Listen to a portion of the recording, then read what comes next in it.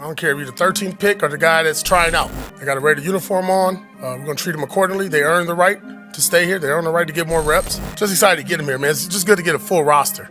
90 guys on the roster. Now we can kind of like put this thing together, right? Start to build this team and what we wanted to look for the 24 season. The Las Vegas Raiders are going to be one of the most interesting teams to follow along and watch during the 2024 NFL season due to the current state of the franchise. They're coming off of an 8-9 season, another year in which the Raiders had a lot of up and downs. It wouldn't be a Raiders season without some dysfunction as Josh McDaniels and general manager Dave Ziegler were fired early November, but it was the way the year ended that gave people optimism regarding the Raiders heading into an offseason with a fresh new organization. Interim head coach Antonio Pierce would have the Raiders go 5-4 their last 9 games of the season, but it wasn't really even the record in those games. It was how the team performed, just being a lot more competitive, a lot more physical, and bringing an entirely new brand of football to the Raiders that they have not had in a very long time. It included 3 divisional wins, including a 63-21 throttling of the Los Angeles Chargers that led to Tom Telesco being fired along with Brandon Staley. A win at Kansas City, winning 20-14 on Christmas Day, which was one of the most shocking games of the entire NFL season, and winning the last game of the season 27-14 against the Denver Broncos. So I believe those results helped Pierce get the full-time head coaching job, along with so many players on the Raiders roster just rallying behind Pierce and really being outspoken for him being the next head coach for the team. If you remember, before Josh McDaniels was hired and Rich Bisaccia took over for John Gruden, it was a similar thing where Bisaccia actually had a lot of success. He brought the Raiders to the playoffs, and it seemed like a lot of players on the team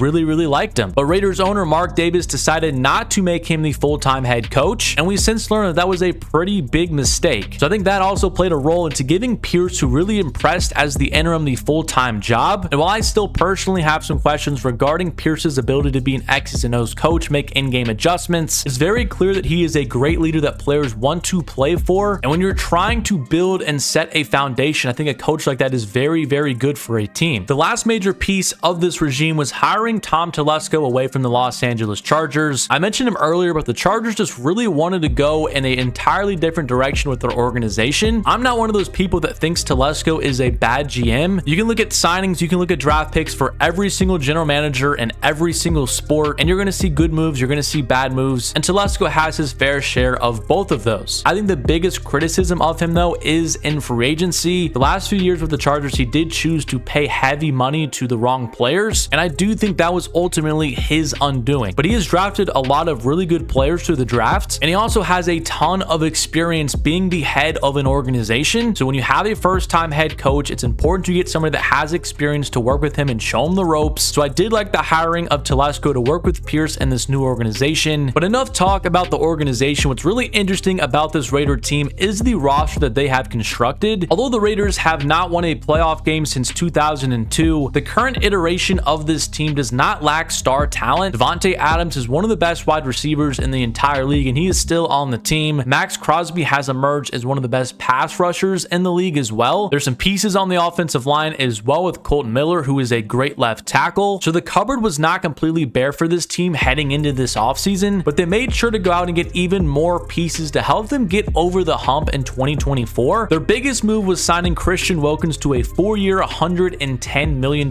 deal. The Raiders ranked 20th in the league last year in terms of rush yards allowed per game, and Wilkins is one of the best interior run stoppers in the league. It's also yet another piece added to the defensive line, which the Raiders have poured a lot of resources into in the past couple of years. So that tough and physical brand of football that Antonio Pierce really wants to play is really going to show itself on the defensive line with Max Crosby, Christian Wilkins, John Jenkins, Malcolm Kuntz, and even Tyree Wilson, their first-round pick from last year. So the Raiders defense, which was 7th in the league in points allowed per game last season, is it going to be even better next season when you add in a star lineman in Christian Wilkins? So I'm not too worried about the defense and its production next season. It's the offense that I have some questions about how it's going to function. The Raiders moved on from Jimmy Garoppolo after only 1 season. That experiment definitely did not work. Aiden O'Connell finished the last 9 games of the season, and he is currently slated in to be the starter of the team. But the Raiders Raiders did want to get some insurance with a veteran quarterback, going out and getting Gardner Minshew on a 2-year, $25 million deal. But that was the extent of the Raiders' offseason moves to bolster up their quarterback position. And that was a major shock to a lot of people because they were seen as maybe a front runner to get Kirk Cousins or Russell Wilson, a longtime veteran, or maybe even trade up in the NFL draft to get Jaden Daniels or Drake May or one of those other top quarterbacks. But with limited capital and not wanting to pay Kirk Cousins over $100 million, the Raiders just said, hey, let's run it back with AOC as our starter heading into camp and sign a veteran quarterback who was seen as one of the best backups in the entire league. I do think with the capital that they had in draft picks and also just cap space, I don't really know if the Raiders could have done much better than what they did. Maybe trade for one of the 2021 first rounders that got shipped out in Mac Jones or Justin Fields. But at this point, are we even sure that one of those guys is better than Gardner Minshew? So although I would have liked the Raiders to go out and get a young quarterback that could be their quarterback of the future, with where they were picking in the NFL draft and how much capital would have taken to move up to get maybe the fourth guy off the board, I don't mind what they did regarding the quarterback position. Now, heading to the NFL draft, I thought the Raiders had home run picks their first two selections. I thought with the 13th pick, they were going to go with one of their top needs, either in cornerback or maybe even a right tackle to pair with Colton Miller. But instead, they shocked everybody and selected Brock Bowers out of Georgia. And while this wasn't a huge need because of the selection of Michael Mayer just a year ago, Bowers is undoubtedly a top 10 overall talent in the draft and should provide yet another really good target for whoever plays quarterback for the Raiders. Bowers now joins Devontae Adams, Jacoby Myers, and Trey Tucker as the main pass catchers for this offense. And it even allows them now to play 12 personnel with Michael Mayer as well. And in the second round, they get a guy that was seen as a consensus first round pick as well in Jackson Powers Johnson, who fell, I think, due to some medical questions. But in terms of his character and just being an on-field dominant player, JPJ should have been picked a lot higher than number 44. He played a lot of center at Oregon, but I think for the Raiders, he's going to start at right guard from day one. Andre James was signed to a pretty lucrative deal to remain the center for the Raiders this offseason, but Powers Johnson will add yet another bruiser to the interior of the Raiders offensive line and further improve that unit. That trend continued in the third round when they selected Delmar Glaze out of Maryland. He started 32 career college games and has versatility to play pretty much anywhere on the offensive line. I don't think he's going to start from day one, but he can be the team's swing tackle and also help if anybody gets hurt on the interior. And they finally addressed the cornerback position in the fourth round, drafting Decamarion Richardson out of Mississippi State, a very physically gifted corner who is 6'2" and ran a 4.3 40-yard dash. He needs some development, hence why he went in the fourth round, but is a perfect fit for an Antonio Pierce defense as a very tough-nosed player, 164 tackles the last 2 seasons as a cornerback. So the Raiders did not make a ton of moves this offseason, but the ones that they did, I do think will serve a purpose for the Raiders this season. But the way this team is built is just so interesting to me because you do have your star players. You bring in 2 studs right away with your first 2 draft picks who you know are going to be impact players from day one, but there still remains some major questions. Who is going to be the starting quarterback? Is he going to be good enough to get the Raiders into the playoffs? Is Zamir White and Alexander Mattison a good enough duo to replace Josh Jacobs, who's one of the best running backs in the league? And is Antonio Pierce a good enough coach to compete with the other coaches in his own division in Jim Harbaugh and Andy Reid and Sean Payton? 3 guys that have a very long and productive resume. So I'm very interested to see what the Raiders turn into this season. At their worst, they're going to be an entertaining team due to all that star power and new rookies that they brought in. But at their best, I could see the Raiders being a playoff team next year and being a tough out any given Sunday. But I want to know what you think about the Las Vegas Raiders and what you expect from them in 2024. Do you think this team has what it takes to make the playoffs, or do you still think they're a few players away before making that leap? Let me know what you think in the comment section down below. But subscribe to the channel if you are new, drop a like on the video if you did enjoy it, and as always, thank you so much for watching, and I'll catch you guys in my next one.